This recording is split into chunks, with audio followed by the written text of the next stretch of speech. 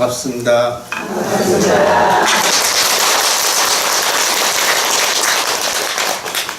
제가 청초 기도를 또 저기 강조 정식기도 할 때 했었는데 사실 이렇게 많은 분들이 안 오십니다. 여기 부산은 불신도 강하고 또 불국도의 도시인 것 같습니다. 정심사 청초 때는 첫날 추사할날 세뱃돈 받으러 한 500명 온 데로는 그대로는 이제 100명 이하. 근데 이렇게 관음사는 혜진스님이나 대중스님들이 아주 청정하게 또 잘 사시고 기도 열심히 하시니까 청초 기도 때 일주일 동안 100명 이상 거의 200명 정도 오시는 절이 아마 힘들 겁니다. 거의 서울이라든가 송강사도 이렇게 안 옵니다. 청초 때. 근데 어쨌든 관음사는 대중스님들이야 또 신도분들께서 너무나 참 기도도 열심히 하시고 참 보기 좋습니다. 법문에 앞서 마음이 왠지 여러분들 모습 보니까 참 마음이 흐뭇하고 좋은 것 같습니다. 저번 달에 관음제일 혹시 참석하신 분 계십니까? 많이 오셨는가요? 관음제일 날 무슨 법문을 했습니까? 참석만 했고 내용은 기억이 안 나는가요? 기억하셔야 합니다. 여러분들 많이 들어도 기억이 남지 않으면 여러분들 삶 속에 별 의미가 없습니다. 그래서 저번 달에 제가 관음제일 날 법문을 한 40분 했는데 기억나는 게 하나도 없습니까? 아니면 알면서도 스스로서 말씀 안 하신가요?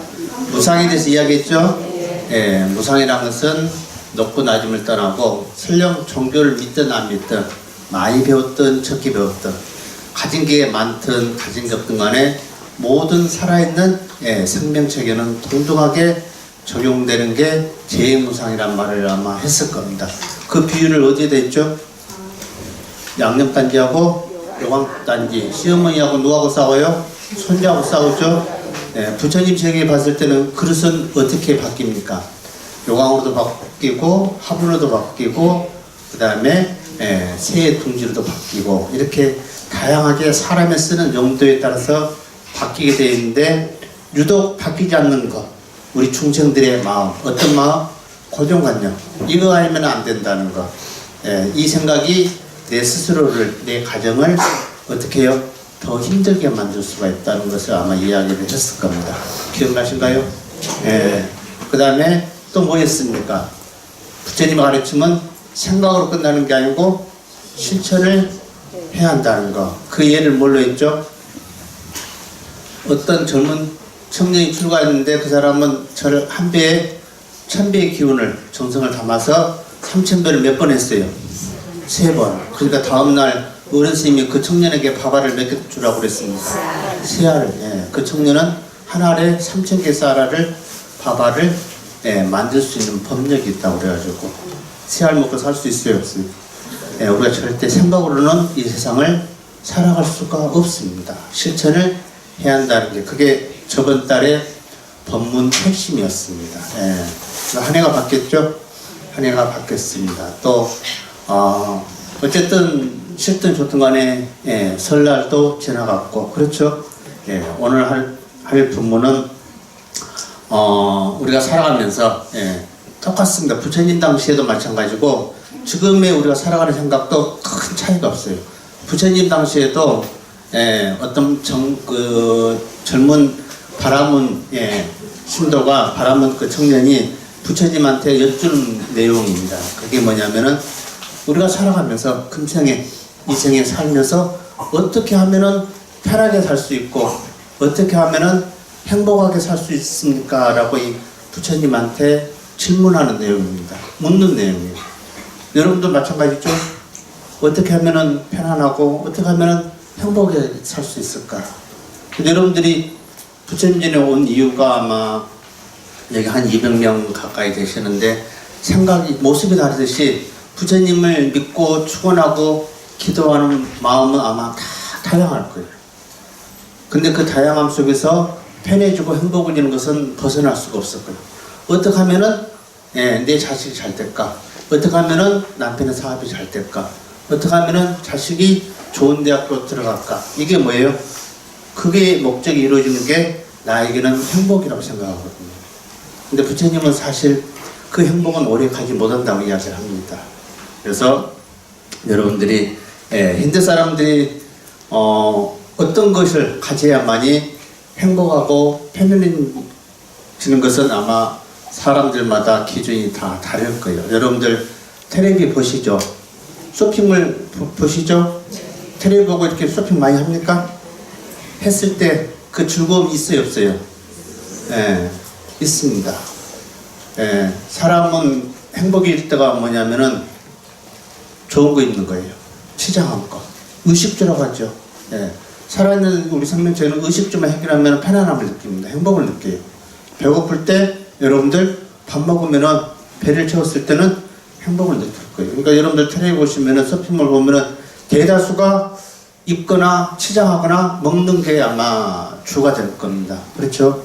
그래서 부처님의 가르침은 사실 크게 우리에게 영원한 편안함과 행복을 준다고 이야기를 하지 않았습니다. 그래서 이 젊은 바람은 청년이 부처님에게도 이런 질문을 합니다.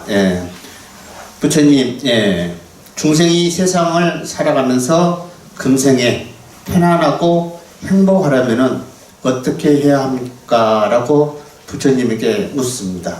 부처님이 4가지 길을 제시를 합니다. 이것은 여러분들이 살아오시면서 겪을 수도 있고, 그 다음에 여러분들이 또 자식이나 손자에게도 이 4가지 가르침을 가르쳐 주셔야 합니다. 왜?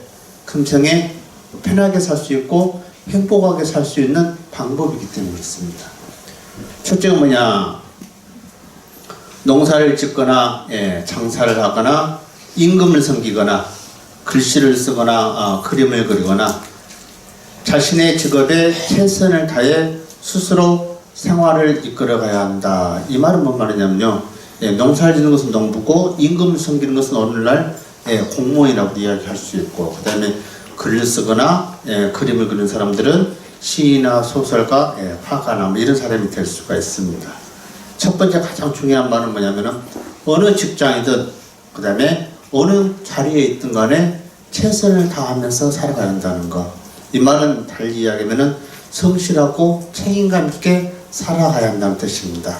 가정에서 남편은 남편답게, 아내는 아내답게, 그 다음에 학생은 학생답게 자기의 본분사를 잊지 않고 성실하게 책임감 있게 늘 열심히 살아가는 게 첫 번째 부처님의 말씀입니다. 이게 4가지 길 중에 어떻게 해요? 첫 번째 길입니다. 이해하시죠? 그런데 막상 살아가면 그렇게 행하기가 어렵지 않다는 것은 제가 아마 관음제일 때도 이야기를 했을 겁니다. 두 번째 뭐냐? 우리가 행복하고 편안하게 하려면은 두 번째는 부처님이 어떤 길을 이야기를 하셨는가? 재산을 잘 보호해야 한다는 것. 여러분들 열심히 성실하게 누구보다도 안 먹고 안 쓰고 열심히 재산을 모았는데 하는 순간에 어떻게 해요? 잘못된 인연으로 인해서 잘못된 판단으로서 한꺼번에 재산을 잃어버린 경우가 있습니다. 부처님은 둘째는 뭐라고 그랬냐? 재산을 잘 보호해야 한다. 재산은 바른 직업을 통해 내가 직접 일해서 정당하게 얻은 것이니 사기꾼이나 도적들에게 빼앗기지 말아야 하고 홍수나 화마 등 갖가지 재앙으로부터 잘 지켜야 한다. 여러분들 주위에 요즘 돈이면은 모든 걸 다 해결할 수 있다는 생각이 만연하죠. 이게 자본주의 사회 중에 가장 단점 중에 하나입니다. 그래서 돈을 많이 가지면은, 재산을 많이 갖고 있으면은 늘 편안하고 행복해질 거라고 생각해요. 근데 막상 돈이 우리에게 행복을 다 가져다 준다는 생각은 어리석은 중생심에서 나오는 생각입니다. 아마 여러분들 주위에나 텔레비나 어떤 이런 뉴스 보면은 돈 때문에 사람으로서 하지 말아야 할 행위를 하는 경우가 있어요. 남편이 아내를 죽이고 아내가 남편을 죽이고 보험금 때문에 자식을 죽이고 친척을 속이고 이런 것들이 다 관련된 게 뭐냐면은 재물입니다. 재산. 그래서 여러분들이 살아가시는데 힘들게 모은 재산은 여러분들이 현명하게 잘 지켜야 한다는 거. 그래서 보증이라든가 요즘 사람들 많이 하는 것 중에 뭡니까? 재테크라든가 또 주식하죠. 주식에서 돈 버는 분이 아마 거의 없을 거예요. 이것은 뭔 말이냐면은 쉽게 재물을 모으려고 하는 어리석은 욕심에서 나온 게 오히려 큰 화를 초청하게 되어 있습니다. 그래서 부처님은 정당하게 열심히 번 돈은 잘 관리한다는 거, 사기도 안 당하고 도둑도 도둑들에게도 뺏기지 않게끔. 세 번째는 뭐냐? 좋은 친구와 사귀어야 한다는 거, 아주 중요합니다. 두 번째는 복을 이야기한 것이고, 세 번째는 사람이기 때문에 인덕을 이야기하는 거예요. 사람과 사람의 관계가 상당히 중요하죠. 가장 어려운 것 중 하나가 대인관계입니다. 사람과 사람 관계. 특히 새로운 사람이 내 가정에 들어오면은 더더욱 어려워요. 사이도 어렵고 매너도 어려운 게 인과관계입니다. 그래서 좋은 친구와 사귀어야 한다는 게 부처님의 세 번째 가르침입니다. 어떤 사람을 사귀하냐? 법도를 어기지 않는 사람. 그 다음에 방탕하지 않게 사는 사람. 그 다음에 헛된 행동을 하지 않는 사람. 음흉하고 교활하지 않는 사람. 그 다음에 거짓말하지 않는 이런 사람들을 사귀어야 한다는 것이죠. 이걸 뭐라고 하냐? 덕 중에 인덕을 이야기하고 있습니다. 그래서 부처님의 가르침에도 사람의 관계를 상당히 소중히 하고 있다. 그래서 세 번째 길은 좋은 친구와 사귀어야 한다. 쉽게 하면은 좋은 도반, 좋은 인연들을 만나야 한다는 것이죠. 네 번째는 뭐냐? 지혜에 관해서 이야기하는 겁니다. 균형 있는 생활을 꾸려 나가야 한다. 이 말은 뭔 말이냐면은 재산을 관리할 때는 수입이 많고 지출을 적게 하되 좋을 눈이 균형을 이루도록 더하기도 하고 빼야 한다. 이 말은 뭐냐면 버는 것은 얼마 안 되는데 쓰는 게 많아요. 그러면 느는 게 뭐 있어요? 빚밖에 없죠. 그걸 균형 있게 해야 한다는 거예요. 그래서 재물이 없는데도 마구 뿌렸으면 꽃은 화려하나 씨앗 없는, 뿌리 없는 것과 같고, 그 다음에 재물이 풍부하더라도 그것을 쓰지 않으면 굶어 죽는 개와 같다고 사람들이 말할 것이다. 이 부처님이 이렇게 네 가지 길을 제시합니다. 이 내용은 자마음경에 나와 있는 내용입니다. 네 가지를 여러분들이 이해하는 데는 큰 어려움은 없죠. 이 네 가지를 지키는 게 사실은 쉽지가 않습니다. 자, 첫 번째는 뭐라고 그랬죠? 어느 직업이든 어느 곳에서 일을 하든 간에 열심히 책임감 있게 살아야 한다는 거. 두 번째는 뭐예요? 재물을 잘 관리하는 복을 뜻합니다. 재물은 사실은 우리가 가만히 있다고 해서 들어온 게 아니에요. 노력을 해야만. 그래서 복을 뜻하는. 세 번째는 뭐예요? 대인관계, 사람관계.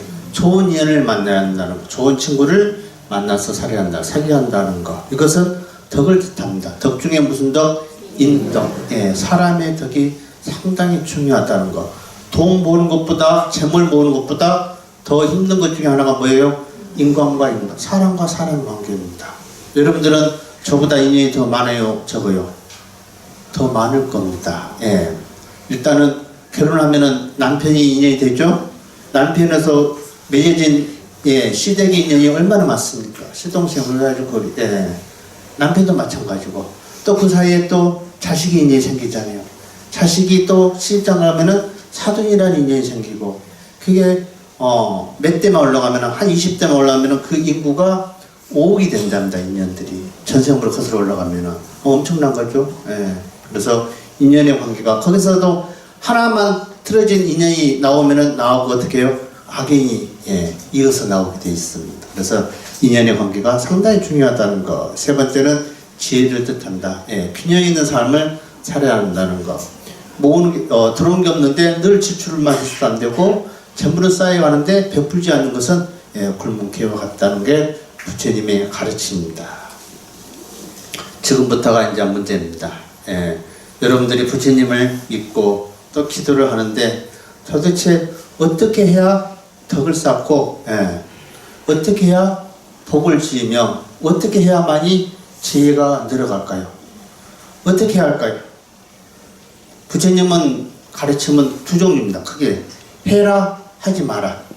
해라는 것은 왜 해라고 하냐? 선업 좋은 과가 오기 때문에 나중에 봄에 열심히 파종을 하면은 가을에 좋은 열매를 얻듯이 해라는 것은 우리에게 좋은 인과를 가져다 주기 때문에 해라는 것을 강조합니다. 하지 말라는 것은 악업입니다. 악인 억까. 안 좋은 씨앗을 뿌리면은 나에게는 뭐가 와요? 안 좋은 결과가 고통이 올 수밖에 없습니다. 그래서 부처님은 해라 하지 마라를 이유를 잘 설명해 놨어요. 어느 정도같이 믿어라 그러면 어디 가요?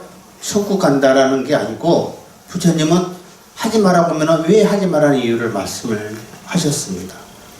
예를 들어 벤치에 두 나이 드신 어른이 앉아 있어요. 근데 한쪽에 고등학생들이 담배를 피우고 있어. 3명, 4명이.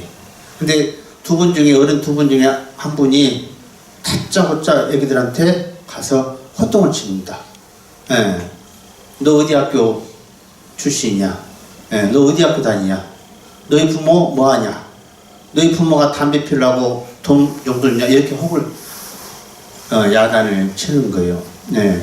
그 학생들이 그 어른을 좋아합니까? 안 좋아합니까? 반감하죠? 아저씨가 내 담배 피우는데 담배값이라도 보태주셨어? 아마 성을 부를 거예요. 남의 일을 참견하지 말라는 거예요. 근데 옆에 있는 또 한 어르신은 학생들에게 다가가서 이렇게 이야기합니다. 부모님이 부모님부터 부모님은 뭐 하시냐? 왜 담배를 피우냐? 학생으로서 과연 담배 피우는 게 맞냐? 담배를 피우면은 피해도 안 좋고 너희들 공부하는데 머리가 둔해진다. 너희 부모가 과연 길에서 노점상을 하면서 번 돈을 너에게 준 이유가 담배를 피우기 위해서 용돈을 줬을까? 아니면 공부를 하기 위해서 용돈을 줬을까? 이렇게 차근차근 물어보죠. 여러분들은 어떤 부분이 전자가 설득력이 있다고 생각합니까? 후자가 설득력이 있다고 생각합니까? 후자가 설득력이 있죠? 쉽게 하면 부처님 가르치는 그거와 같습니다. 하지 말라고 하라는 것은 그와 같은 거예요. 여러분들 방금 부처님이 4가지 길을 제시를 했는데 그러면 어떻게 해야 덕을 쌓고 어떻게 해야 복을 지으며 또 어떻게 해야만이 지혜를 넓힐 수 있을까? 종교를 갖는 이유는 불교는 이게 3가지가 핵심입니다. 덕은 어떻게 해서 할까요? 복과 덕. 첫째가 덕입니다. 덕은 어떻게 해야 쌓느냐? 쌓는 방법은 첫째 겸손해서 옵니다. 아무리 많이 배우고 돈이 많아도 그만하면은 사람이 그 사람을 우러러보지 않습니다. 우리 수행자도 마찬가지예요. 스님들도 공부가 많이 될수록 어떻게 해요? 말과 행동이 겸손하게 되어 있습니다. 자연이 저하고 별 다를 바가 없어요. 곡식도 익으면 어떻게 해요? 고개를 숙인다고 했잖아요. 세상이 있지 자연이 있죠. 그렇습니다. 사람도 마찬가지예요. 그래서 우리가 덕을 쌓는데 겸손하지 않는 사람은 결코 덕이 올 수가 없어요. 느끼세요? 그래서 덕이라는 것은 겸손해서 생기는데 부처님의 가르침에 덕은 자기 수행입니다. 업에도 악을 있고 선업이 있어요. 선업은 좋은 일이고 악업은 안 좋은 일이에요. 그런데 무기업이라는 게 있어요. 무기업이 뭐냐면은 피해도 안 주고 자기 수행하는 거예요. 예를 들어 몸이 아픈 사람은 뭐예요? 운동을 하는 거예요. 이게 무기업입니다. 남한테 피해는 안 주지만은 자기에게 좋은 거예요. 이 좋은 게 나중에는 어떻게 해요? 선업으로 나올 수 있는 겁니다. 그게 덕을 쌓는 것 중에 부처님 가르치는 게 겸손이 우선이지만은 오기가 있어야 합니다. 오기가 뭔지 아시죠? 관음사 해주시면 육주신 계율을 다 이렇게 설명하고 가르치고 지키는 부분입니다. 오기가 얼마나 중요하냐면은 모든 종자를 다 갖고 있어요. 살생하면은 무슨 종자가 없어집니까? 자비 종자가 없어요. 내 마음이 사악해져요. 남의 물건을 훔치면은 뭐예요? 도둑질하면은 복덕의 용도가 없어져요. 그 다음에 뭡니까? 술 같은 거. 부름질하고 하죠? 술을 먹으면은 예, 뭐가 없어져요? 지혜 종자가 없어져요. 예. 거짓말하면 청정의 종자가 없어져요. 이런 좋은 종자들이 내 마음에서 내 행위에서 다 없어지는데 덕이 쌓입니까 안 쌓입니까? 절대 안 쌓여요. 예를 들어 집안의 가정이 늘 술만 먹어. 그 다음에 아내한테 어떻게 미안하니까 거짓말만 해.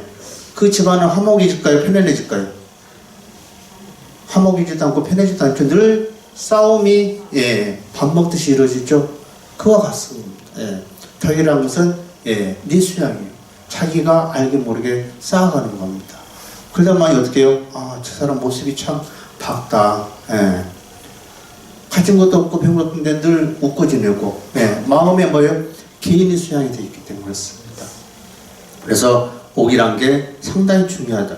왜 술을 부처님이 못 먹겠냐면은 술이 나쁜 게 아니고 술이 뭐예요? 죄를 짓게 하는 원인을 만들기 때문에 그렇습니다.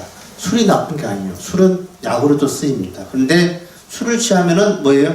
안 좋은 행위, 악업을 짓게끔 만들어주는 씨앗이 되기 때문에 부처님은 취하도록 못 먹게 하는 것 중에 하나입니다.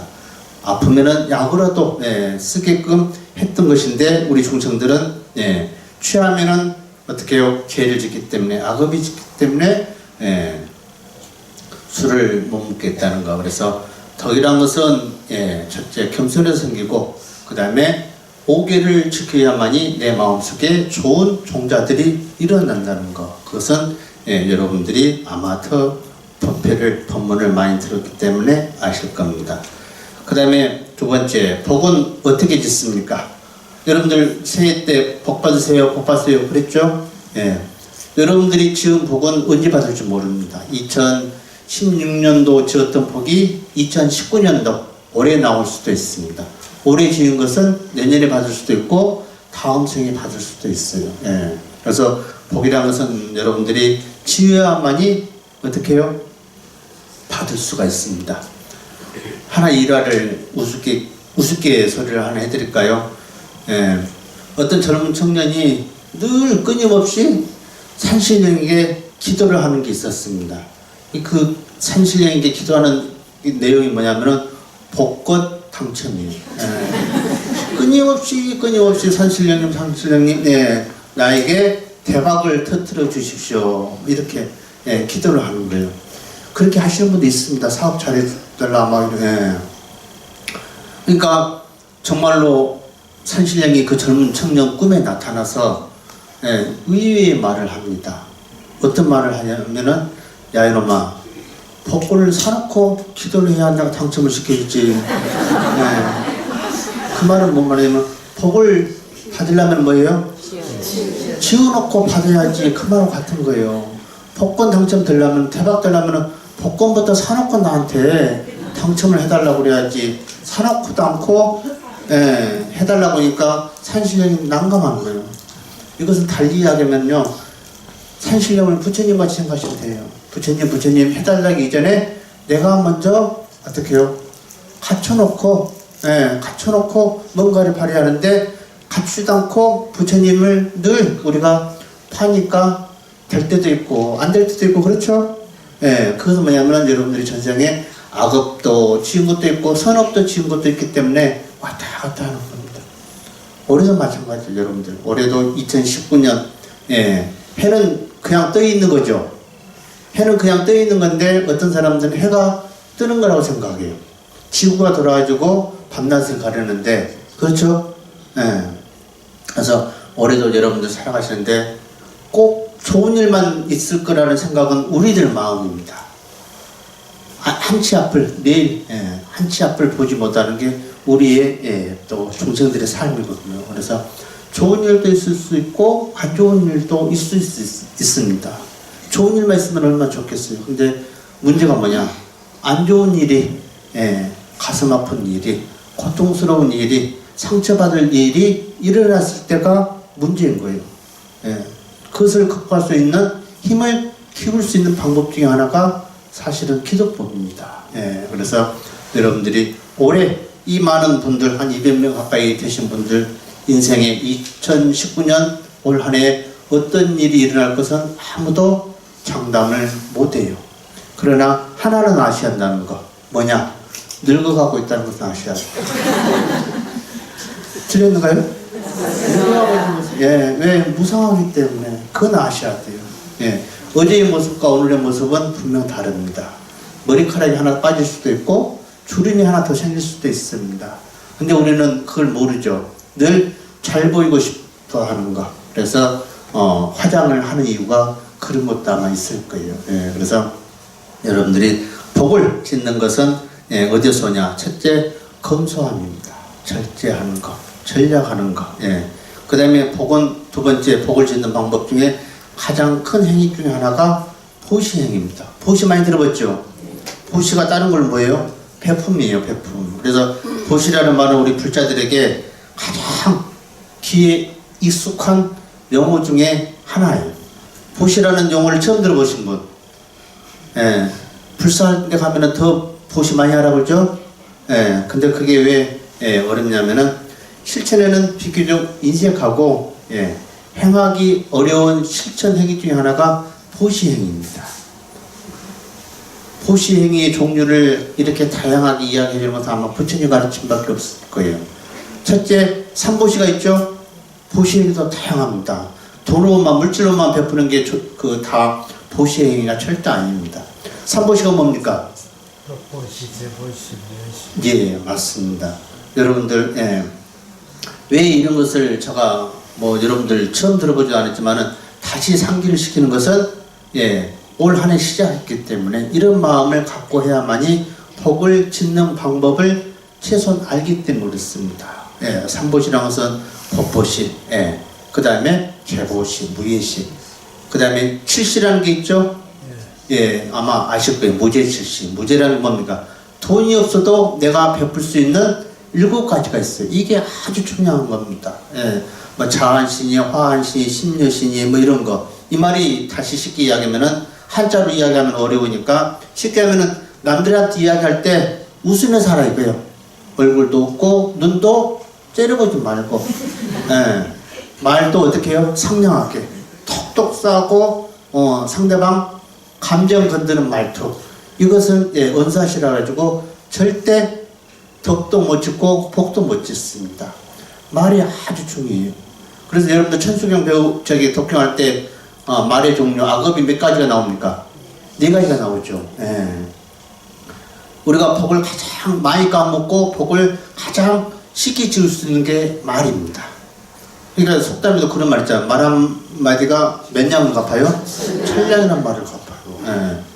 가는 말이 고와야, 이건 인과법입니다. 부처님 말씀이에요. 이것이 있으면 저것이 있다는 말이 그거예요. 가는 말이 고와야 오는 말이 고운 거예요.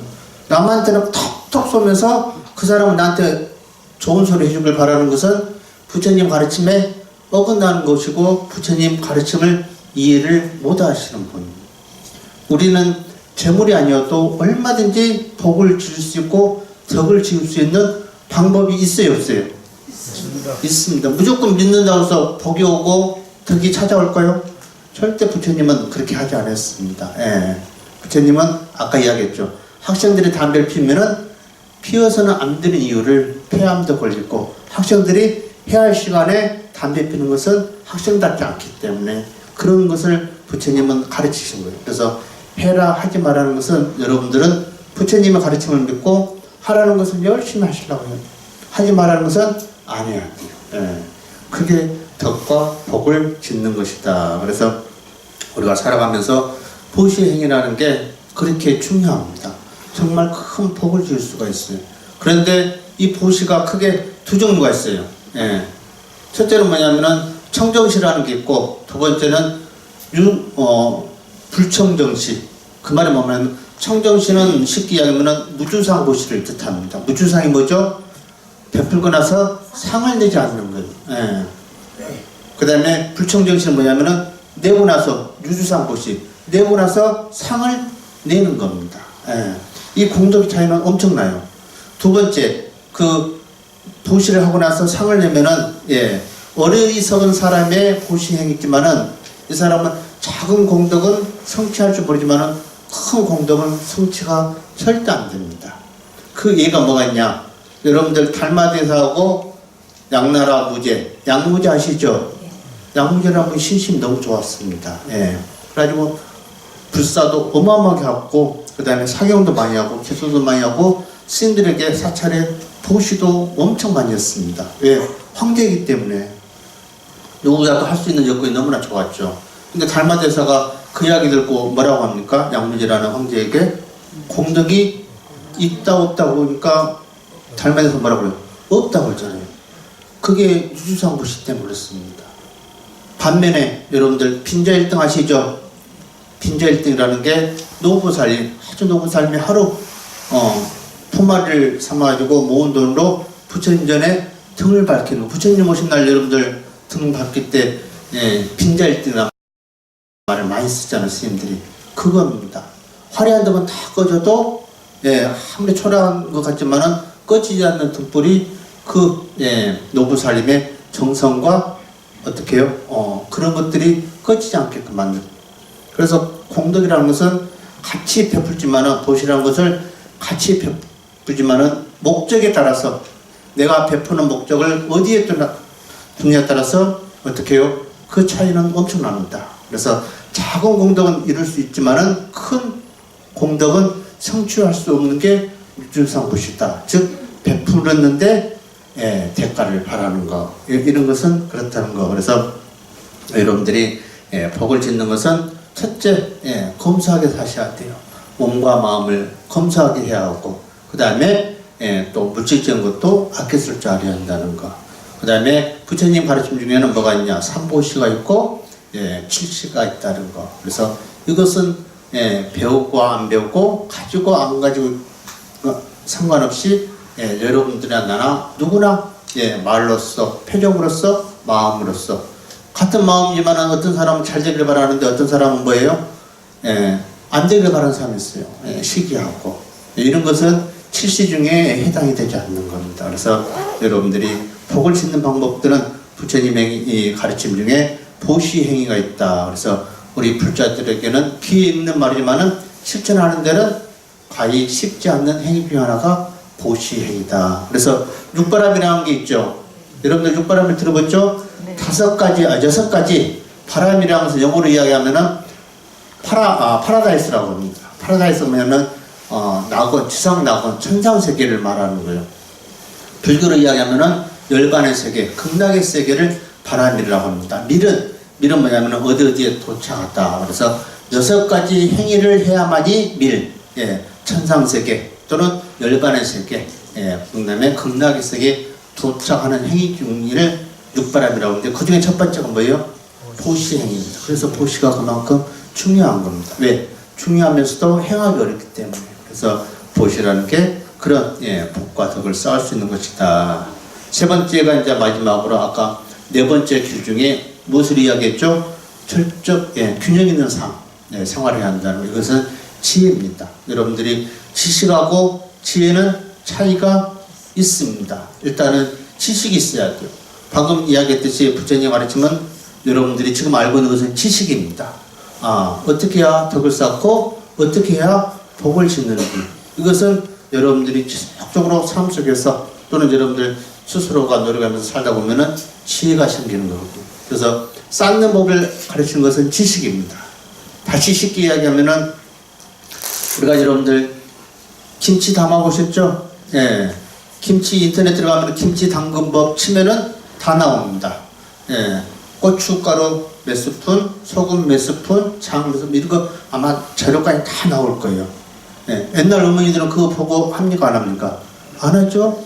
근데 정확한 것은 인터넷에 나오는 며느리가 가시집온 박사학위를 받은 똑똑한 며느리가 와서 담는 김장법은 정확합니다. 왜? 교과서적으로 먹어보면은 맛이 나요, 안 나요?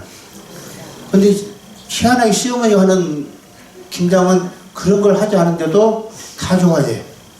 그게 지식과 지혜 차이입니다. 지혜는 금방 쌓이는 거 아닙니다. 끊임없이 여러분들이 노력하고 또 이게 맛이 맞나 안 맞나 맛보면서 끊임없이 노력하고 체크해야 하고 자기 자신을 돌이켜봤을 때 지혜가 쌓인다는 거. 그래서 지식은 누구나 다 가질 수 있는데 지혜는 하루아침에 오질 않습니다. 이것은 여러분들뿐만 아니라 우리 수행자도 마찬가지예요. 살아가는 법칙이란 게 큰 틀에서 벗어나지 못해요. 그래서 우리가 살아가는데 이렇다는 거. 그래서 오늘 내용이 뭐 제가 40분을 늘 남기지 않으려고 길어야 40분, 보통 한 35분. 다리 펴셔도 됩니다. 옆에 분들에게 피해가 안 갈 정도로 다리가 불편하신 분들은 다리를 펴셔도 됩니다. 대신 눕지만 않으면 됩니다. 다리 펴시고 편안하게 들으시기 바라는데 이제 마칠 시간입니다. 여러분들이 다리가 아프면은 법문이 거의 다 끝나는 시간이고 다리가 아프면은 더 이상 법문을 해서도 안 돼요. 왜냐면 집중이 안 돼. 허리도 뒤틀리고 엉덩이도 아프고 골반도 아프고 그래서 벌써 다들 이제 막 다리를 그래서 기억해야 할 내용 다시 생각을 돌이키십시오.